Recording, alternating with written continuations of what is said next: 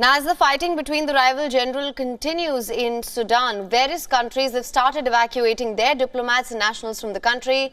The United States of America and UK on Sunday announced that they'd flown diplomats out of Sudan, while France, Germany, Italy and Spain are among other countries who are also organizing evacuations. The US Special Forces evacuated all US government personnel and their dependents from their embassy in Khartoum. According to reports, the operation evacuated fewer than 100 people. A newly released photo shows US Secretary of State Antony Blinken monitoring the operations. The British forces also staged a complex and rapid evacuation of all of its diplomatic staff and their families from Sudan. Taking to Twitter, UK Prime Minister Rishi Sunak paid tribute to the commitment of the diplomats and the bravery of the military personnel who carried out the evacuation operations. Meanwhile, Britain's Defence Minister Ben Wallace said that the British troops undertook the rescue operation alongside the United States, France and other allies. Wallace said that more than 1,200 military personnel were involved in organising and carrying out the rescue operation. Last night, the British military conducted an evacuation operation of British diplomatic staff and the dependents from Khartoum, using elements of 16 Air Assault Brigade, the Royal Air Force and the Royal Marines. Over 1,200 people contributed to this operation. It was dangerous and precarious, but nevertheless we managed to use both C-130s and A400 aircraft to go in, collect our diplomats and their residents and fly out to safety.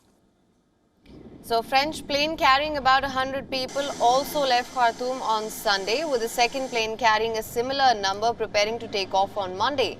The plane also carried the European Union delegation along with some other nationalities. France and Italy have said that they would accommodate all citizens who want to leave, as well as those of other countries who could not otherwise join the evacuation operation. Meanwhile, Jordanians who were evacuated from Sudan arrived safely in Amman in the early hours of Monday. They landed at the Marka airport in Amman.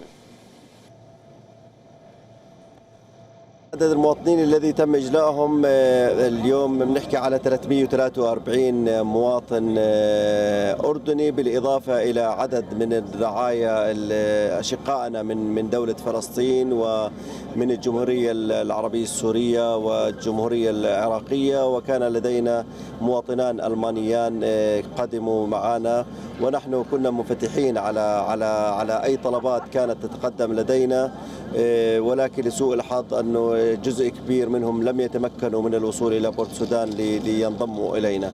لا طويل شوي، يعني تحركنا من منطقة في الخرطوم إلى منطقة على بعد حوالي 1200 1300 كيلو، وطبعا كانت هاي التحرك بر، كانت شوي الأمور صعبة يعني، لكن الحمد لله كنا متكاتفين برعاية السفارة الأردنية، والحمد لله رب العالمين تمت الأمور بنجاح. Now, the Spanish government also said that around 100 people were evacuated from Sudan. According to the Foreign Ministry, the Spanish evacuation managed to take off from Khartoum airport. There are some Indian nationals who are also among the 66 citizens of 12 nations who have been evacuated from Sudan to Saudi Arabia. Indian Foreign Affairs Minister Dr. S. Jaishankar spoke with his Saudi counterpart as well about the evacuation from Indians from Sudan. New Delhi has also sent a naval ship to Port Sudan and 2 military planes to Jeddah as part of its preparations to evacuate people. WION is now available in your country. Download the app now. Get all the news on the move.